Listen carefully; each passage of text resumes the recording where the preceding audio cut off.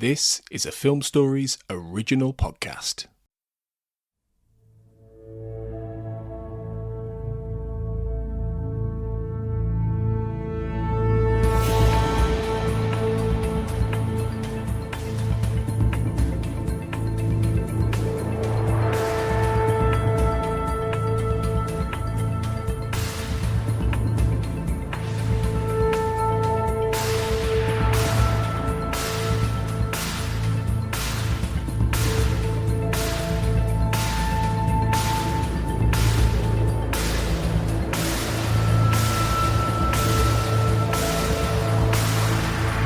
Hello and welcome back everybody to the Xcast. The truth is in here.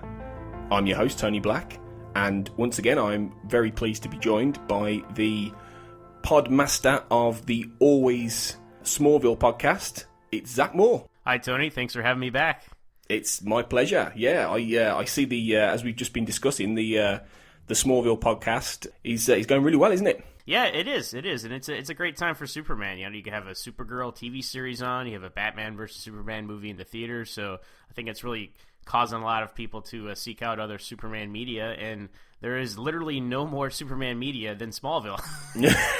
10 years, people, so just waiting to be discovered. Now, I wish Smallville was on a streaming service of some kind, Netflix or Hulu or something. It's not. So that is a barrier to entry into the series, but you know there are always ways to watch stuff online. So. Oh, sure, yeah, sure. You'll be pleased to know that I managed to pick up on Amazon for a second-hand copy of season 1 for this is with postage and packing, £2. So the equivalent of I don't know how many that would be in dollars, but it would be a little less, I think, or a little more, I should say. But yeah, it's really, really good value, and apparently it's like new. So it hasn't come yet, but that's my full entry into it, so I'll be keeping up with the podcasts once I get that. That's awesome, yeah. Season 1 really is one of my favorite seasons, so I don't think you'll be disappointed. Awesome. It's a shame, really, that one of your favorite seasons you're starting with. Is it all downhill from there?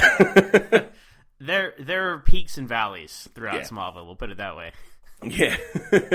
Luckily, with the X-Files, we get a few peaks down the line, don't we? So it's season 1 isn't the best, but of course we're still in the midst of season 1. And in this episode, we are taking a look at probably one of the worst episodes of not just this season, but actually of the X-Files itself. So no question. Oh, Zach is ready. You are ready. Let's do this then. Let's discuss episode 19 of season 1, Shapes.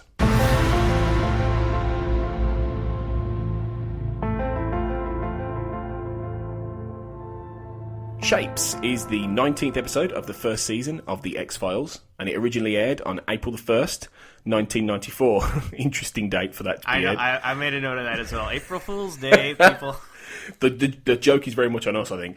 It was written by Marilyn Osborne and directed by David Nutter, and it sees Mulder and Scully, after the shooting of a Native American man, drawn into a mystery involving lycanthropy and the very first X-File.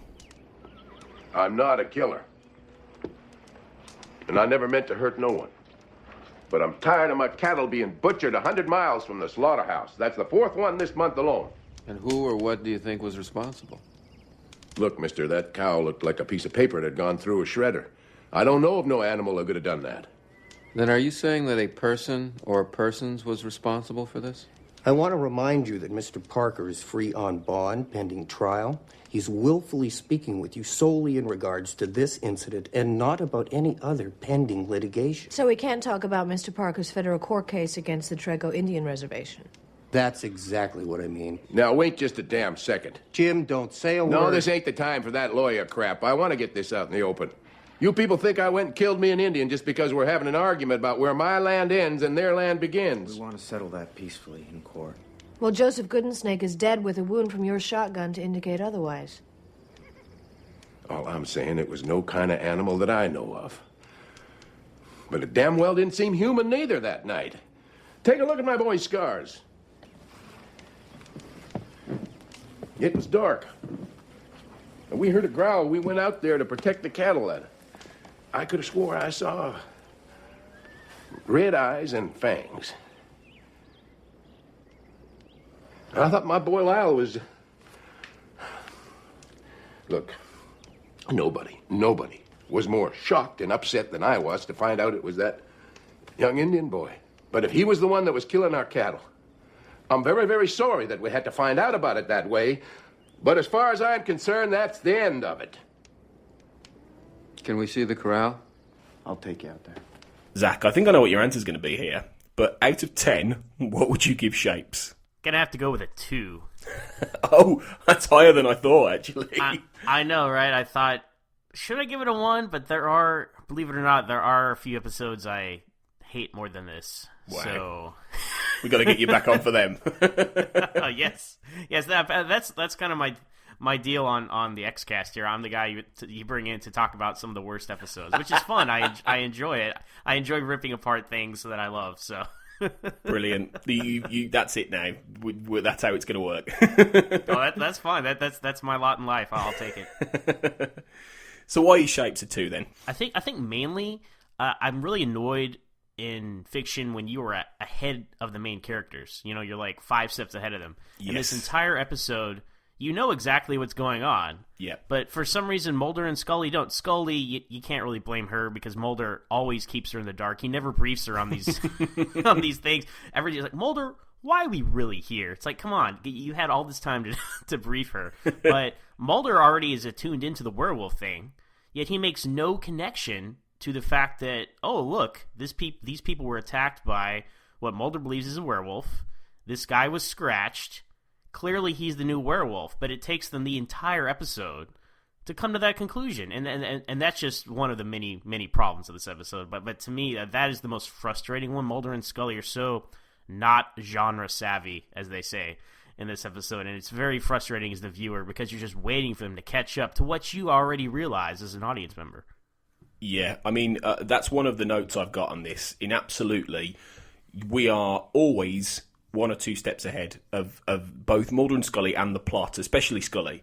And it's frustrating because you spend half the episode going, well, this is obvious. We know what this is. Obviously, it's obviously a werewolf. It's just, and the fact that the episode then is just so painfully slow and boring and dull, and you're there. I mean, I watched it again today to make some notes, and I nearly fell asleep. And this is at 2:30 in the afternoon. Okay, and I haven't been to work for a few days. I should be awake. I slept well. I had a good night's sleep. There's no reason for me to be dozing off, and I was. And this is the thing. I think I would give Shapes.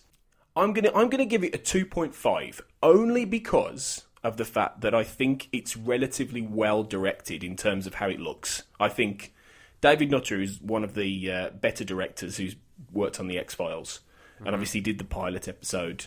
And he's a great genre director anyway.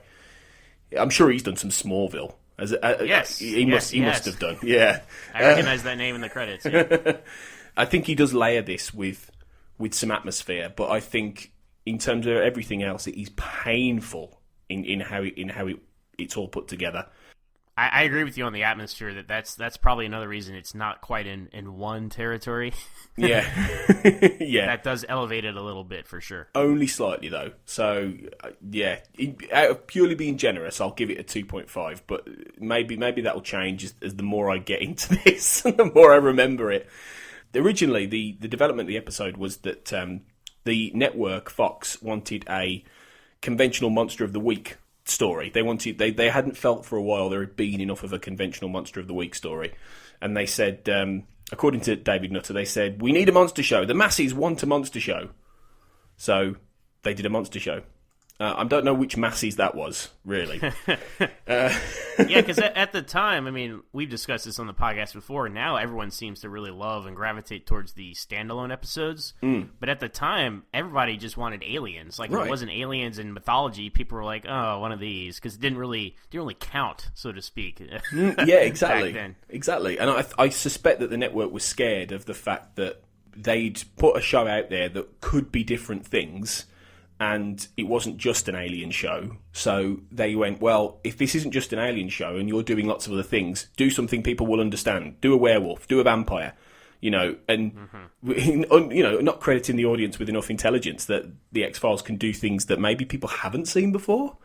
So that was where it all came from. And apparently, the writer Marilyn Osborne, who hadn't written anything else after this was the only thing she ever did, but quite rightly in a way. She had a friendship with Glenn Morgan and James Wong, and they said that she wanted to write. She was very new, and we had to have a lot of patience. And Morgan and Wong then rewrote the script, so most of what's on there is actually Morgan and Wong, which you wouldn't know actually, because it doesn't have their touch for me at all. Yeah, I really chalked up the odd feeling to this episode to it being a one-off new writer, so I didn't realize that they had such a hand in it. I wonder what the original script was like. Oh my god. can only imagine. Apparently there were 4 drafts. The episode went through 4 drafts, so yeah.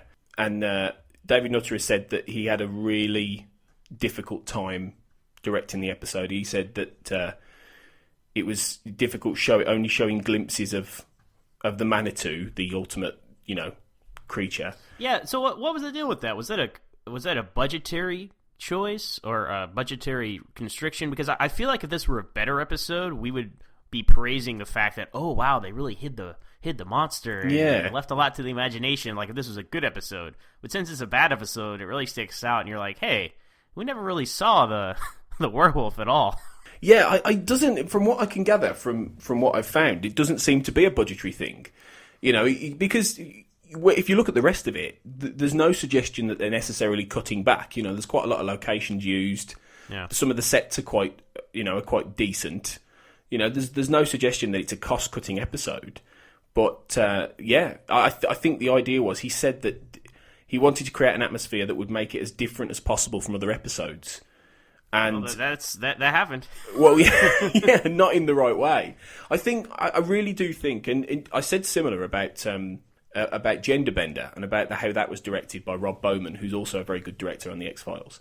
How it was an episode where a lot of the actual script elements, and Genderbender is much better than this, but a lot of the script elements and the story elements don't work, but the actual visual side of it actually works. And this isn't as well directed as that, but I can see what Nutter's trying to do, but the problem is it's just the script.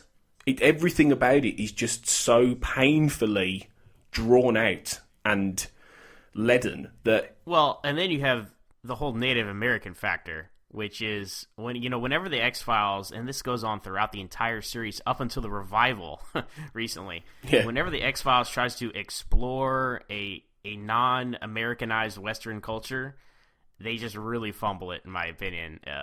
It just seems, I know they're not being disrespectful, but it always comes off as disrespectful. You know, you have this, you have, what was the one with B.D. Wong and the Chinese? Hell Money, yeah. Hell Money. You have the one with the Kalasari, you know, with you have that one. And then, Romanians. Of course, you have, the Romanians, and then, of course, you have, there's a lot more, but then you have the one in season 10, Babylon, which was also one of the worst episodes in the history of the X-Files. And I feel like they're always trying to shed light and educate the uneducated viewer on this culture that, there are lots of preconceptions about and whatnot, but they always fumble the ball, I mean, they do get better with Native Americans as the series goes on, with the Anasazi stuff and all that, but this is not a strong start to introducing Native Americans into X-Files. Well, I think with the Anasazi and everything, it's a component of a bigger story, isn't it? So they're allowed not to. They can do that as part of something else. It doesn't have to be a complete shining light. But with this, the irony is that Nutter has said they strove for authenticity, and he said we made it as real as possible because you can't make this stuff up. Yeah, which is such a nonsensical comment because he's talking about an Indian myth. I think the intentions maybe for this episode were there, but the execution was just really off. And as we'll see as we pick through the episode, that becomes apparent very quickly.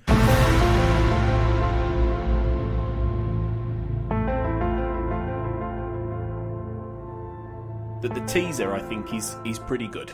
I think that it opens relatively well. It's got some nice ominous shots of the... all the taxidermy animals and the lightning and thunder crashing through and the Parker guys loading up their guns and everything like that. And Mark Snow's music is actually very good in this. There's some really haunting like tracks from him. It is good here, but they really start to overuse that tribal theme. We talked about that last time I was on the show with the Jersey Devil. We did. Oh, no. and that works, but they play this theme into the ground as the series progresses. But here, it does work. I'll give it. And the taxidermy animals was cool. I was borderline, like I couldn't decide if this was cheesy or creepy. And I decided I leaned toward creepy. I gave the episode a benefit of the doubt because you're right, it does create that atmosphere, like horror movie, dark and stormy night, all that good stuff. I think the attack is cheesy though. I think everything building up to that is quite creepy and atmospheric. But then the attack, which is just and then bush, it's just like that was just a bit. And there's so many cheesy moments in this episode. Well, I did expect like a stinger, like of music or something at the end of the cold open, but there's nothing. It just kind of fades to black and goes to the X-Files. I thought like there should have been like a da, da, da, da, or something when you see it's a human, not a wolf that he had killed. But it just kind of slowly fades to black and and that's it. And I think the suggestion being that maybe you don't know what this is, and we're all like, it's a werewolf, isn't it? Yeah. Obviously a werewolf. You showed us an image of what looked like a wolf thing, and then we heard and then we see a man who's got blood on him, and he's naked, and you want us to go, what's going on? It's insulting. Exactly. It's insulting our intelligence as viewers. Exactly. Yeah, really is. After the credits, we get straight into the story. This is one of those episodes which doesn't feature the X-Files office. It's Mulder and Scully immediately out there on location in the middle of investigating the case already, which they don't always do. Quite often there's the scene in the office which sets everything up, so they do try and mix it up a little bit in this one. And we're right in the middle of a conversation where we're with ranch owner Jim Parker, who is the guy who killed the Native American man Joseph Goodensnake. Great surname. I know, right? And then there's obviously the undercurrent here, isn't there, of the white man and the Native American and disputes over land. As he calls them Indians. Indians, yeah. He's more old fashioned kind of. Think I killed some Indian boy on my land? And then you've got his son who's looking quite awkward in the background as his dad's there, quite bullishly saying, "I don't care about the law. I'm not bothered about you being a lawyer. Just I didn't mean to kill him and all that." But there's that undercurrent. But it's like with the rest of the episode, the whole what it's trying to say, it never really works, does it? It's never really. Yeah. Was it supposed to be a commentary on like Native American and American, or I don't know what the phrase would be, Caucasian American? Was it supposed to be a commentary on that kind of cultural relationship? I wasn't really sure. Well, yeah. I think it wanted to be, didn't it? It wanted to say something about that, but in the end, it's just a werewolf story, and it's one of those. Sometimes the X-Files manages to do both, but in this case, it doesn't do either very well. And you're there with getting the whole idea that this guy was presumably on this white man's land and he got shot, and then there's Mulder sees something else obviously in it because he's got that beat on the fact that there might be something else going on with the werewolf. And then you have what is for me the first really cheesy scene, which is when Lyle, the son, goes out onto the terrace.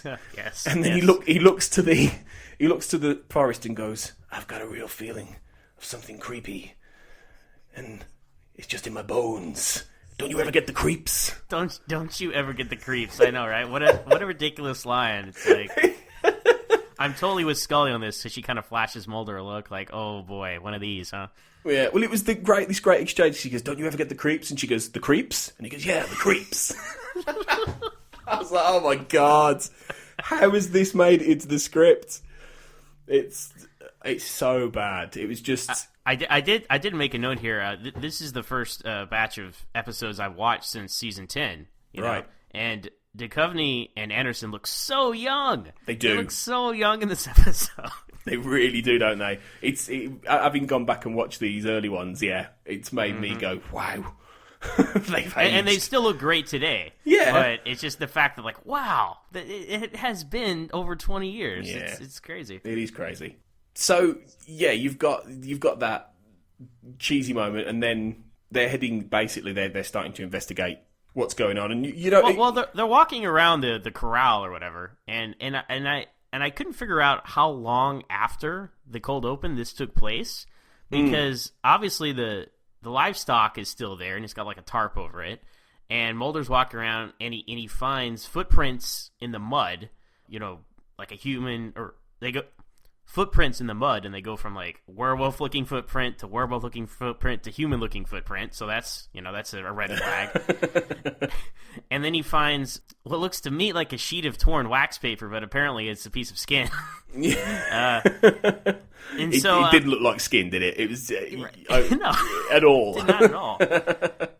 But they're talking like, oh, you know, it happened that night, and this is not the next day. This is clearly a few days have passed. Like the rancher has been arrested, and he's out on bond, and Mulder and Scully found out about this case and had to go out there. So it's been a few days. It seems odd. It seems like they're there like right after it happened. Yeah. But clearly the chronology doesn't work out that way, you know? No, exactly. They're hoping we'll just skip over that, really. Yeah. And as you say, they're out looking for this stuff, and then they go looking for the sheriff, Charlie Toscani.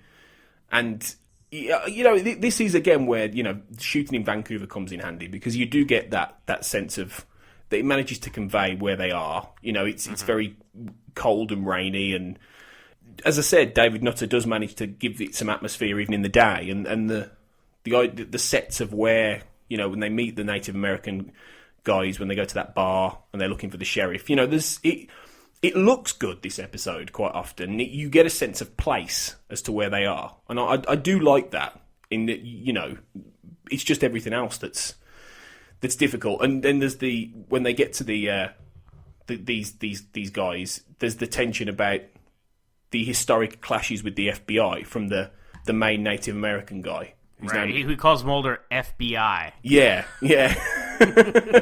Hey, FBI, what are you doing here?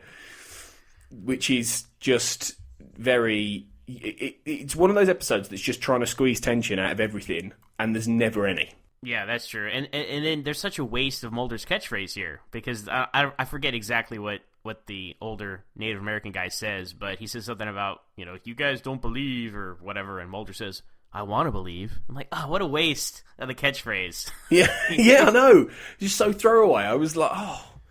Not in this episode. Yeah. Don't do it here. And there's another point about, you know, what a waste, but we'll get to that in a minute. Well, yeah. Obviously, he talks about, you know, clashes with the FBI historically going back. And this is mainly where we meet Gwen Goodensnake, who's the sister of the murdered guy. And she's easily one of the most annoying characters in the history of the show. She's so whiny and, you know, and I understand she's just lost her brother, but she's just so annoying. Yeah, and I didn't know if it was like more the actress or the writing. I feel like all of the guest stars in this episode were pretty lame. So I don't know where the blame lies as far as that goes. It could be, yeah. I think it's a bit of both, if I'm honest. Yeah. I think it's all over. And finally, you know, you've got her. She's frustrated at the way everything's going, and she's angry at the Parkers, and it's Mulder and Scully going into a world where there's a lot of hostility for them being there, and even from the sheriff when they finally meet him, and he says, you know, the FBI never support me. I'm here. You know, you only care when something happens to you guys, and all this is some good potential drama. It is a potentially interesting idea. You know, that the clashes between law enforcement of the government who basically came in and destroyed all their land or took all their land away historically, and these guys, but it's just... Well, the key is potential. The key word is potential there. Like, I did like how, they're talking to Charlie, the sheriff, and he's like, all the native mysticism is outside that door, and inside this door is just good old-fashioned police work or something. So he's having to, you know, balance both worlds. And he says later, he's like, look, when you guys leave, I'm still here and I have to deal with these people. So he does have to take a difficult tightrope to walk, you know,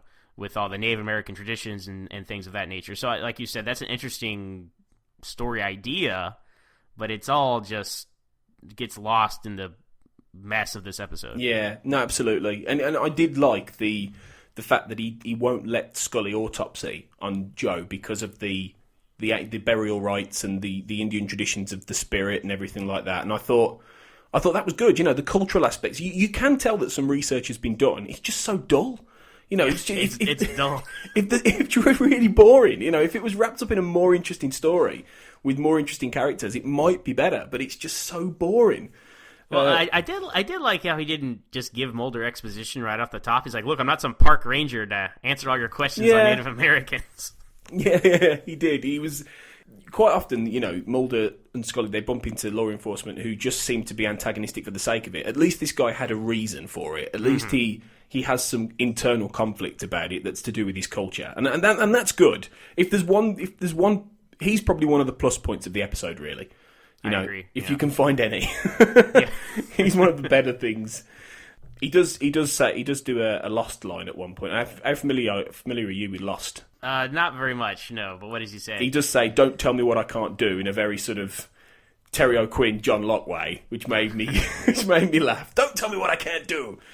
So you've got the death of this man. You've got the dispute over the land. You've got the rationale, really, for why Jim Parker might have actually killed a guy. Yeah, there's a hostility there, a backstory between the farmer and the Native American population here, and you could really... I mean, we saw what happened. We know he didn't just kill the guy. Yeah. I think it might have been better served to make that a mystery, so you could say, well, maybe he really did just kill this guy. Right. That would have been better served and made it more intriguing, because, as you said, a lot of this episode is dull. But one of the huge red flags to, hey, this is a werewolf, is they're examining Joseph Goodensnake. Is that his name? Yeah. Well done.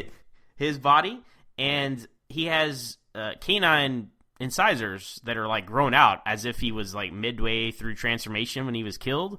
So one, that is like not natural. They go and pull his dental records, and it's like clearly these are not his normal teeth. So something's up with this guy, and that's why they want to do the autopsy. But two, I didn't know what the episode was implying with how he has the longer teeth, because it seemed to me in general werewolf lore, and then in this episode as well, twice, spoilers for the end, when the werewolf is killed, it immediately reverts back into its human form. Yeah. And there's no, like, leftover traces. So that's so odd that he'd have these canine teeth. You know what I mean? Could it be a convenient thing that's left for the plot? Could it be? That's a very good point, actually. That's something you've picked up on there.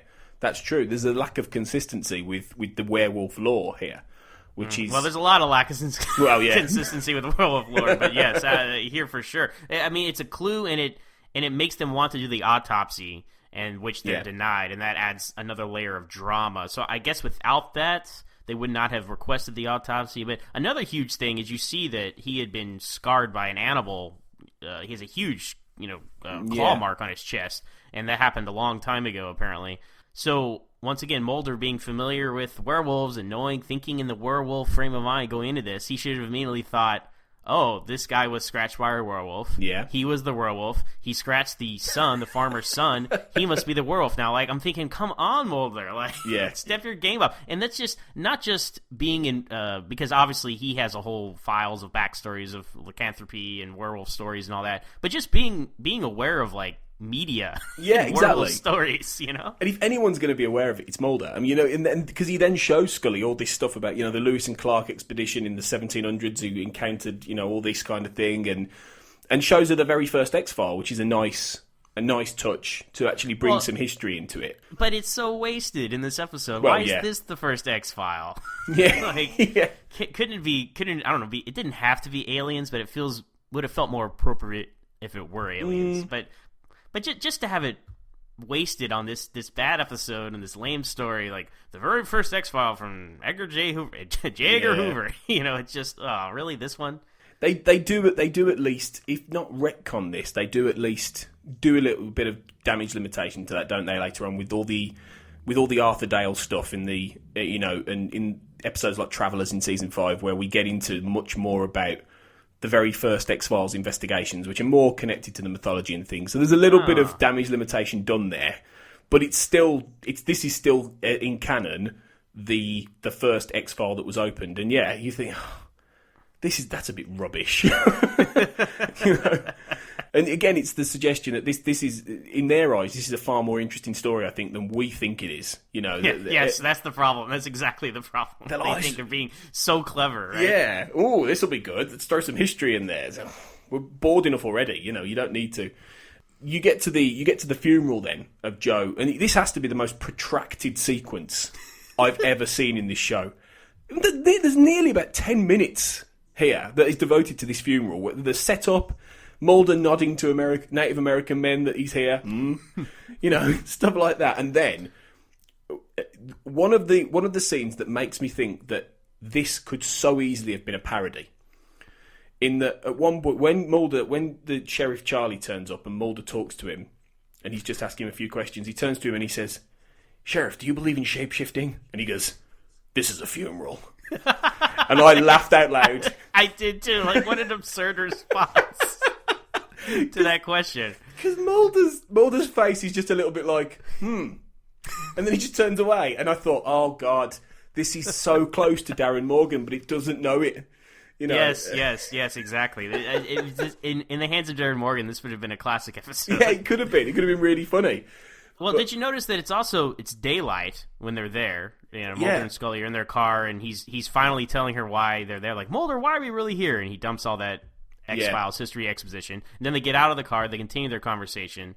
Scully goes over to Gwen, and Gwen gives her one of Joseph's like bracelets or something, because as part of their tradition, they have to give away all their possessions. That was just completely random and played no purpose in the greater story. I felt like it was just filling time. So to your point, it's a very, very long sequence. Yeah. And what it seemed to do was, it seemed to be trying to tether Scully to the guest characters, because the same thing kind of happens with Lyle later on when she's in the hospital with him and she mentions her dad. Right. And I'm thinking, why are you doing? Why would you tell this guy about your dad? You don't know him. You know, it's a very personal thing to just be sharing with people, and especially Scully. He's the more guarded, logical, less emotional one of the two of them. Yeah, Mulder's a lot more prone to open up to people. But then, you know, it's day, and literally it's like cut, and it's night, and they're still doing this funeral. Like, was this at sunset, or were they just there for hours? Like, I don't understand. Like, what the continuity? Did they run out of daylight that day? And they said, "Okay, we'll just keep filming. It's fine." I bet that was what it was. I bet that's what it is. Yeah, and then I think it's this attempt to actually convey a real, you know, maybe in Native American culture, it is a burial that takes place over the day and into the night. You know, they said they did their research. They were trying to be accurate with it. Maybe it is. I don't know. If anyone who is Native American knows that and is listening, let us know. But at the same time, it really puts the brakes. So there's no story going on really for a lot of this until the point when Lyle turns up to pay his respects, and Gwen has a go at him. But even that's cheesy. Even that, I was thinking, oh God, because he turns and he goes, "I wish your brother was here. I really do," and he just saddles off. And I'm just like, oh God, just please stop this now. It's like they understood, like, okay, we want to have the son show up, and then the sister gets mad. Yeah, and they didn't think it any more through than that. Like, there should have been some better dialogue from someone. Yeah. And some better acting, too, to be honest. Yeah, oh God, yeah, the acting's terrible. It's atrocious. And, you know, you've got... all of it was just... I was cringing. I was like, oh, this is so bad. This is so badly done. Then, of course, we get the death of Jim, the old ranch guy. Again, in a really slow sequence, where he's on his porch with his gun. That's not a cliche. Sipping his alcohol. Yeah. Which, by the way, did he look like Sam Elliott to you? He did. Yeah, it's like a TV Sam Elliott. Yes, he really did. Maybe that was in the casting call. Yeah. Can we get Sam Elliott? No, let's get a bloke like him. He obviously gets killed by, ultimately, his son, as it turns out. Werewolf Lyle. Oh, spoiler. But spoiler, guys. You figured it out probably, guys, by now. You know. I thought this was really dodgy. This was really badly done. The bit where you see the glass, his glass of alcohol, and then it's behind the glass in pulled focus. You see the attack. It's literally a man in a suit just going just going crazy, like jumping around, throwing his arms around. It seemed really ridiculous. It was terrible. It's like they got a 3-year-old in a costume. Like, already jump around and act crazy. I'm sure they thought they're being really clever with like, oh, we'll have the glass in the front, and it's like moving because the porch is moving because the creature's going crazy. And I'm like, okay, like once again, like you had mentioned earlier, I see that David Nutter was really trying to elevate the material, but I don't know. It did not come across the way they intended. I think David Nutter understood how to do the atmosphere of this episode, but he didn't understand how to actually shoot the drama and the actual, the horror of it. Because it should be scarier. It should be more. If it's a monster story, it should be more monstrous. It should be horrible, and it very rarely gets that. And this thing, again, I was laughing at this. I was like, "What is that guy doing in that suit?" Yeah, that's the sound that was going through my head, like a drunk Bigfoot. I was just like, "Oh my god!" And by this point, obviously now, there's two main suspects for who the werewolf is, isn't there? It's either Gwen. For the characters, there are. We know who it is off the jump. We've pretty much figured it out, yeah. But for everybody else, it's either Gwen or it's Lyle. So, yeah, I think most people will have probably guessed it's Lyle by this point, really. This is obviously, this is where we get that moment, as I mentioned, about Scully talking to Lyle about her father and connecting, and like I said, she finds him naked in the field. They can't find Gwen, they can't find Lyle, so people are like, oh, is he dead too? Did Gwen kill them both? What's going on? So Scully's walking around on the farm, and I call it Chekhov's puma. We see the puma in the cage in the back there, and it's like, oh, this is going to come into play later. Surely this is why we see this animal here, and it sort of does, but we'll come back around to it when we talk about the end. So they keep all these animals in these cages, wild animals. Lyle explains it, that they find around the ranch. They keep them there for their safety or to protect their livestock, or for some purpose. They have wild animals captured in cages on the ranch. But Scully finds Lyle just naked, laying out there in the field, and nobody thinks that's odd. No one thinks it's odd that he's out there naked. Yeah. And which made me think back to when Joseph was killed at the beginning of the episode. No one thought it was odd he was naked. Was that ever discussed? Like, I don't think so. Did this guy run over to their farm naked to kill their animals? There's just so much oddness going on here that's not addressed. It's that blatant kind of in story, ignore the fact that a lot of people would go, is he a werewolf?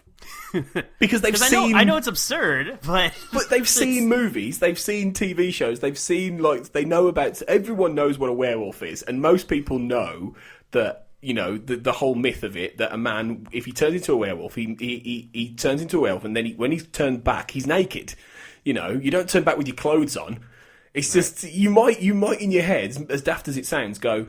Maybe he's a werewolf. No, not even Mulder does that. Not even. Yeah. That's what's annoying, because Mulder should be so on top of this. Yeah. Like he's usually pulling out theories that no one had even considered before, because he's Mulder and he thinks on that track, and that's why it's so disappointing to be like, oh, Mulder, step your game up. Come on, yeah. And then it takes the Indian guy to explain the Manitou myth to him in, again, what must be. I felt like I was watching that for half an hour. It's just going on. He's like, I used to fish, and I knew a shortcut, and it was behind his house. Oh, and I heard a scream, and I looked into the window. It's just point by point by point. And Mulder just nodding at him. All through this, I kept thinking, well, and maybe this comes back to your question about budgetary concerns, because to me, I kept thinking, why is this not a flashback?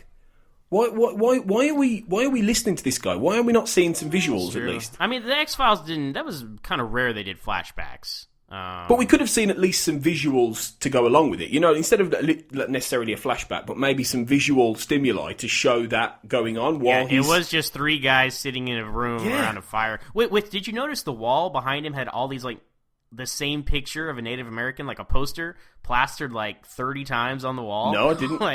I feel like they said, okay, well, we have this cabin, but a Native American guy lives here, so what can we get that looks Native American? Oh, I have this poster of this Native American. Okay, print out 50 of those, put them on the wall. Seriously, guys, go back and watch it if you didn't see it. It's really ridiculous. It's like this black and white 20 by 20 poster of just a headshot of a Native American. I've got to see that now. That's and that is not decoration. No. It's not set decoration. Set decoration fail, guys. Good spot. Good spot there. But as he's talking about the myth, I was waiting for them to use the term skinwalker, because that's the term I'm familiar with as far as Native Americans. Because to tie it back into Smallville, which is my specialty, there's an episode of Smallville called Skinwalker, and it talks about the mythology of Native American werewolves, and I didn't even know there was a connection about Native American lore and werewolf lore, and that episode of Smallville. It's in season 2, everybody, so I'll get to it in a few months. Excellent.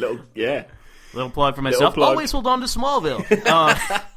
We'll have to do it. But that's what informed me about the whole connection. I was just waiting. Okay, they're going to say Skinwalker because that's what they are. And I actually seeing other shows, kind of mystery shows and stuff. I've heard that term other places. So I thought for sure they were going to talk about the Skinwalker, the Native American werewolf. And they didn't. I'd never heard the term Manitou before, and it sounds too much like manatee. So it's it's confusing. Or Manilow, like Barry Manilow.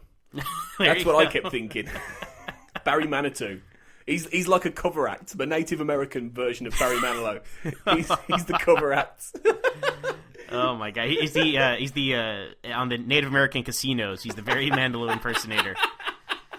Oh my goodness! If somebody hasn't done that already, they have so missed a trick. That's a brilliant idea. Well, and they continue to talk about the werewolf lore, and they really kind of muddle it up because the traditional understanding is okay, you're bit by a werewolf. You become a werewolf at a full moon, and then when you die, it's over, right? But there's been a series of these werewolf cases over the years. Mulder and Scully had talked about it before. There's a pattern to it, and they're trying to figure out, okay, well, they killed this original werewolf, so how does it still exist? And the old Native American guy says, oh, well, he had a son, and it could have been passed down genetically, and through the bloodlines. And then the sheriff's like, oh, it could be Gwen. I'm like, what? Why are you trying to... I feel like the episode is this last gasp of trying to divert our attention or, throw in an extra twist or something. It's like it lasts for literally 3 minutes. Yeah. Because literally as they're talking about, oh, maybe Gwen's the werewolf, like we hear like a car outside and apparently Gwen is there and she's trying to steal a truck or something. This was very confusing to me. Yeah, and in our heads we're going, yeah, but it's obviously Lyle, isn't it? Yeah, exactly. Because Lyle's with Scully for a start, and we all know where this is going. And yeah, and so when Gwen does turn up and she's all hysterical and everything, and we go, okay, well, it's definitely Lyle now. So that lasted for 1 minute. Yeah. What a waste. Yeah. But, ugh. And so then you get finally the Mulder realization, which takes so long. Normally he would have figured this out half an episode ago that it was Lyle. And the rest of the episode would have been something else. But then he finally wakes up to the fact that it's Lyle. And then... Well, it's because the doctor calls him from the hospital. Yeah. And he's like, oh, Agent Mulder, there were some abnormalities in Lyle's blood test. Apparently, we found his father's blood type in his own blood, which indicates ingestion. Which is like, is that first of all, is that how blood tests work? Like, if they test your blood, can they figure out, like, oh, you must have eaten or drinking someone else's blood? I don't know. But it made me wonder, because did that mean that he was drinking his father's blood? Well, I being the werewolf, I guess he ate some of him, maybe. Like, because, he killed him, didn't he? Yeah. Presumably, yeah. But it was just another. It's like, did we really need this fact to clue Mulder in? Yeah. To Lyle as the werewolf. Like, it felt so unnecessary. Like, we've known since the opening of the episode. And yet you're throwing out all these random things. They're just throwing whatever they can to the wall and see if it sticks, basically, at this point. Yeah. At which point Mulder's face sort of, the penny drops, and then he realises Scully's in danger. And then we get the traditional kind of, it has become a bit of a trope in these early episodes, and it's something that it does happen throughout the show. Scully's the victim that he has to go and save. And she's with Kyle. She's trusted Kyle now after a very boring conversation, and, I just don't buy that again. And obviously then we see, Lyle is the werewolf because he starts transforming. I did think that was quite good, though. I thought the way he transformed was okay. This is the worst instance in the entire series of Scully being just having such blinders on. She doesn't understand what's going on. Yeah. Because they've been talking about werewolves, okay?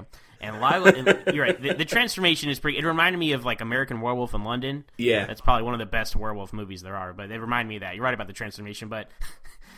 Scully and Lyle are back at the ranch, and Lyle's like, I don't feel well. Help me to the restroom. So he goes in there, and I guess he locks the door or whatever, because Scully can hear that he's in pain, and she, is knocking on the door like, Lyle, I want to take you back to the hospital. He's like, no, I'll be okay. And then we hear like, we hear all this crazy stuff going on. And then Scully's like slowly trying to like unscrew the handle from the door to get in. I don't know. She's taking her sweet time. And then, then this hairy arm busts through the door and it like knocks Scully's flashlight and gun away.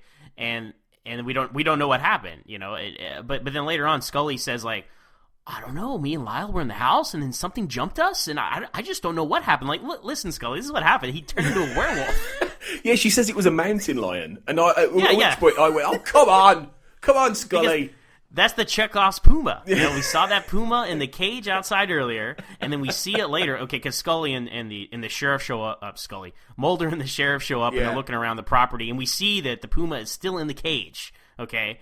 And then Scully's like, it must have been the mountain lion. The mountain lion must have gotten in the house and attacked us somehow. That's the only logical explanation because there's no werewolves. It's like, Scully, open your eyes, wake up, woman. But the sheriff's like, no, the puma was in the cage, and it's like, ooh.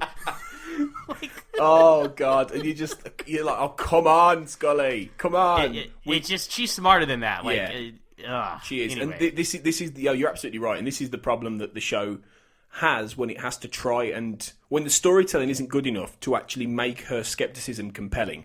And it does happen sometimes certainly in the early days of the show when you have a story where it's obviously a paranormality. They have to work very hard for her to actually remain the skeptic and not to actually have such an overwhelming obviousness, which is why she misses a lot of stuff. And I've talked about this in previous episodes. She always misses the paranormal event because if she sees it, then she can't deny it. And as the years go on, they do play a bit more with that, and then she just starts to, and they get better at it. But this is a bad example of that, absolutely. Yeah. Look, I understand, like, she's gone through a lot of alien stuff, and just because you believe in aliens doesn't mean you have to believe in werewolves and vampires and all that. Yeah. But it's just so contrived when it's like, she's stuck in the car, or the door's locked, or... she didn't round that corner in time to see the spaceship and stuff like that, and it really starts to wear thin. But never before or since was it just so like facepalm inducing. The situation here with her. Yeah, it really I completely agree. I thought exactly the same. The climax of it is again in tandem with the episode. It's really boring. It's just really. I mean, there's some creepy music by Mark Snow I quite liked, and again, the atmosphere is quite ominous. It's quite well done by David Nutter. But all it is Mulder and then Scully wandering around the house very slowly, and then they see Kyle, and then Sheriff Charlie just shoots him, and that's it. Yep. And I went, is that it for all the build? We literally see one glimpse of the werewolf run by. Yeah. And then we see one of those like really awkward close-ups of its face at some point, I think. Yeah. And did you see the really weird slow motion they put in there? Yeah. It's like, was the episode short on time? They needed to stretch it out a few seconds? That would explain most of the episode, wouldn't it, really? To be honest. This would have been a great 30-minute episode of the X-Files, right? Yeah. But yeah, that's just like, when an episode doesn't use slow motion at all, and then it suddenly uses it, it always sticks out to me like, that was an odd choice. Was that to hide the werewolf costume? I know we talked about it not being budget, but I really feel like that was a factor because they didn't really show it, and that allowed them to hide it more, I guess, the slow motion. But I didn't like that either. So, add that to the list of things I didn't like. Yeah, it's always a cheat. It is always a cheat. There was a very obvious one in Squeeze, which otherwise is a really good episode, but there was a really obvious cheat in that with slow motion, which was really badly done. But yeah, so it does happen. It does happen more towards the beginning of the show. So obviously, case closed, but then you get the final moment from the Indian man who says, see you in about 8 years. And I did think to myself, if this episode hadn't been so shit, then maybe we would have got an episode a sequel in like season 8, season 9. But I do wonder if when we got to that point that Chris Carter, thought about it? yeah, I wonder if he ever thought back and thought, shall I do like Shapes 2? But It's weird because this was a bad episode, but it had a good concept, and he thought, you know what? Maybe if we do it again and we take it from a different angle, we can do a better job. Because they didn't. Correct me if I'm wrong. They never really did any other werewolf episodes, did they? Not off the top of my head, I can't think of any. I can't either.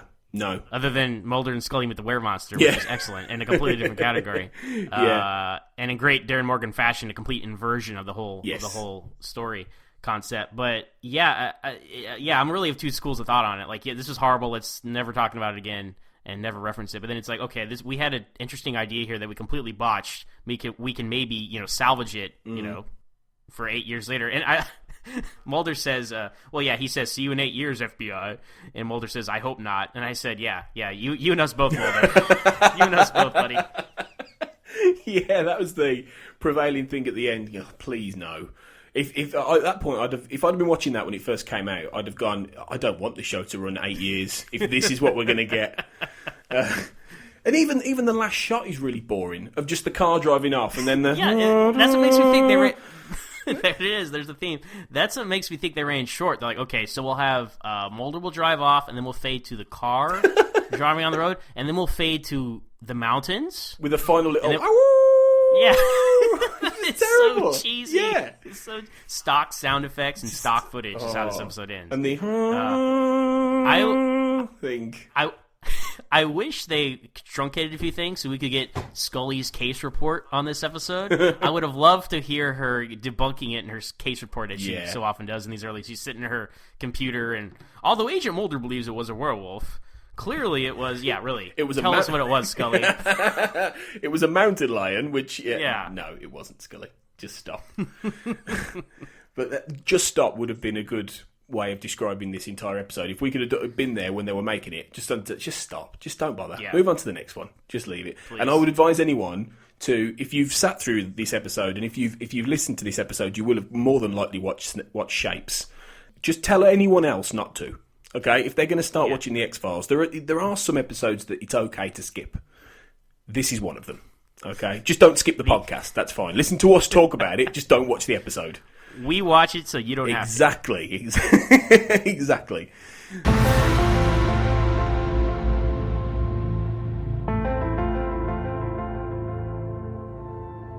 Okay, well that was Shapes. I'm going to ask you now, Zach, as we always do with the episodes and the paranormality in question, whether you believe in it. So, do you believe in werewolves? No, absolutely not. What? Really? I'm stunned. Is that a serious question? That's a serious question. I think it's interesting, there's obviously a lot of myths around the world about this stuff, and there's a reason that it's so prevalent in pop culture and horror movies, and I really enjoy all that stuff, and the whole transformation between man and beast, it's cool stuff. But no, there is absolutely no... Because, look, as we talked about before, I have a vested interest in cryptozoology. I like Bigfoot and lake monsters and stuff like that. Werewolves, I put purely in the camp of fiction. There is no evidence at all for that kind of stuff, and just no, I do not believe in it. Because there are quite a lot of myths, aren't there, about whether or not these things have existed in history, and they've, like you say, they've had different names like lycanthropy and all this kind of thing, and that they've. But most of it is probably just the fact it comes from folklore, especially European folklore, from like the 14th, 15th centuries and things like that. So it makes for a good. I think what it does, it makes for a good exploration of what it means to be human in terms of story and fiction and mythology. It's good in that sense, in that what it allows storytellers to do is to tell the idea of man and beast and.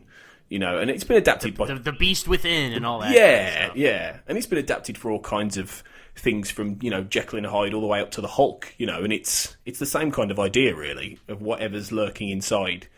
So, yeah. Although, there are people who suggest that it might be there might be a certain medical condition about certain lycanthropy. Well, there are the people that have hair all over their bodies and stuff like that. But usually those aren't connected to people with actual lycanthropy. Usually those people are just crazy. Yeah. like the dog-faced boy didn't think he was a werewolf, you know what I mean? And Yeah. the traveling circuses back in the day. So, yeah. So do you have a favorite, like, werewolf movie or anything? I quite actually, as this probably isn't everyone's favourite, but I quite liked The Wolfman, which was a few years ago. It was a bit all over the place, but I quite... Oh, that one from with Benicio del Toro? Yeah, I quite enjoyed that, and even though it came off, it was a little bit iffy, but I liked the way it looked. I thought it looked good.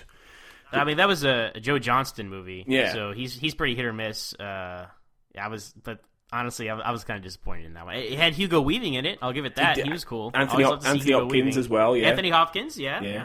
Good cast. It had a great cast. Emily Blunt. It had a great cast, but just CGI overuse and kind of a lame story. I mean, I prefer the 1940s Wolfman movie to that one, to be honest.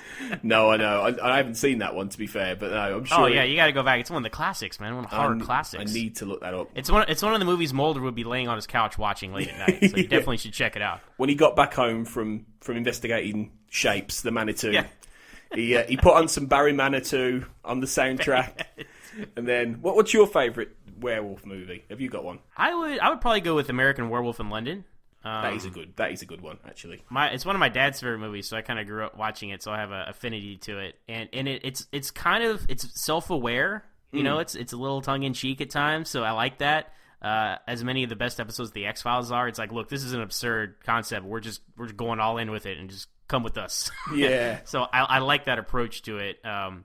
There is an awful, awful, awful sequel called An American Werewolf in Paris. And if you ever come across it, do not watch it. Oh, really? I have heard about that, yeah. Is it really bad? It was like 20 years later, and it's not good. So please, dear.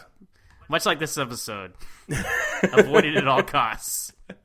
Not this episode of the podcast, but the episode of the X-Files. Don't avoid this at all costs, but yeah. Okay, well, that's werewolves. I think we've put that one to bed.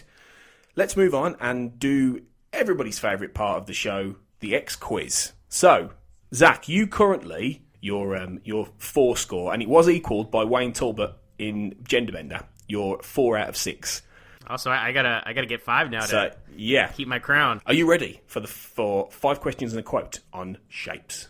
I am ready. Let's do this. Okay. Question 1. Name the ranch the attack takes place on the Parkers at the beginning. So the Parkers Ranch. 2 Medicine Ranch. Oh, well done. Well done. Straight off the grid. Excellent. I thought you might ask me that. Well, it's a very interesting name too, so it stuck with me. I'm like, that's a weird name for a ranch, but yes, 2 Medicine It is Ranch. interesting. Question 2. Where was the Indian guy who speaks to Mulder at in 1973 when he was fighting the FBI? Oh. Probably should have thought you were going to ask me that. I do not know. Little Bighorn. It's not far off. Wounded Knee. Okay, exactly, right? That's such a Native American name. It really is. For something. Okay, question 3. Now, you mentioned this earlier, who it was, but when did J. Edgar Hoover open the first X-File? Oh, 1946. Oh, well done, yes. 1946, so just after the war. So, yeah, well remembered. Excellent. Question 4. Now, this isn't a 2-point question, but if you can get the 2, great. But what names does the Indian guy suggest Mulder should have?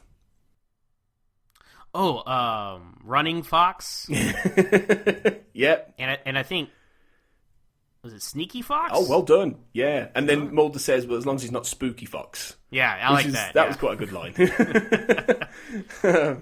Well done. Okay, 3 so far. Fine. Question 5. What is the name of the reservation the Native Americans live on? No idea. Okay.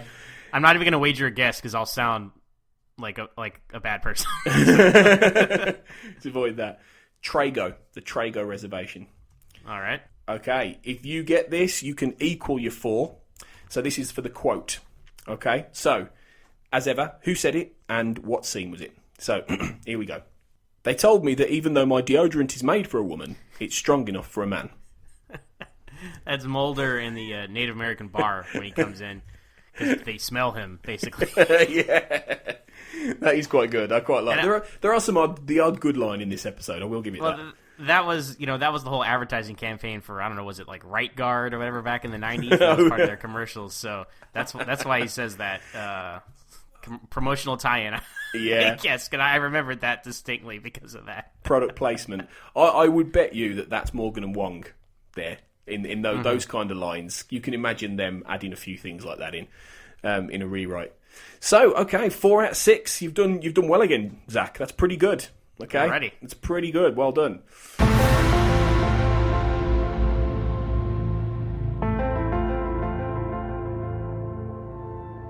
So, that's all for this episode of the Xcast. You'll be back for the next one, Zach, to talk about Darkness Falls, which will hopefully be a much more enjoyable episode to talk about. But thanks for joining me on this. Absolutely. As we discussed, that's my purpose on this podcast, to come in and talk about these worst of the worst episodes. But they're enjoyable to discuss in their own way, really. It's enjoyable making fun of them, without question. Always. Absolutely. So until we see you again, where can we find you online? Well, personally, I'm on Twitter at MooreOnZach, MooreOnZach. That's me personally. And I host a podcast called Always Hold On to Smallville. We talk about each and every episode of Smallville. It's the Young Superman series that ran in the early 2000s. And that can be found on Twitter at AlwaysMallville, 1S. Twitter has a character limit, so I just kind of embraced that. So it's Always Mallville. And then we're also on Facebook, and you can email me at alwaysholdonto@gmail.com if you want to find out more about the show or have anything to say about Smallville. So it's been fun. It's a really nostalgic journey going back and watching Smallville, and I really remember why I love it so much, and it's been fun. So I know exactly how you feel with this. So it's similar journeys in a way with two different shows. It's great to go back to what you loved as a child. So yeah, definitely. If you're listening to this, make sure you give Always Smallville a look, because it's great. Give it some love, and that's appreciate that. Thank you, Tony. No, it's my pleasure. You can find us as ever at the X_cast on Twitter. We're on Facebook at the Xcast, and you can email us at the xfcast@gmail.com. Please do let us know what you think of the show, think how we could do things better, any ideas, or just what you think of the X-Files, really. And if you'd like to subscribe to us on iTunes, that would be brilliant, and that'd be great. And if you even wanted to leave us a review on iTunes, that'd be lovely too, but there's no pressure. We're part of the Black Hole Media Podcast Network at Black Hole Media on Twitter and Black Hole Media on Facebook. There's a group there discussing all kinds of things about film and TV and lots of other podcasts you can get involved with and listen to. So plenty to enjoy. So until next time, thanks again, Zach. Thank you. And remember, guys, trust no one.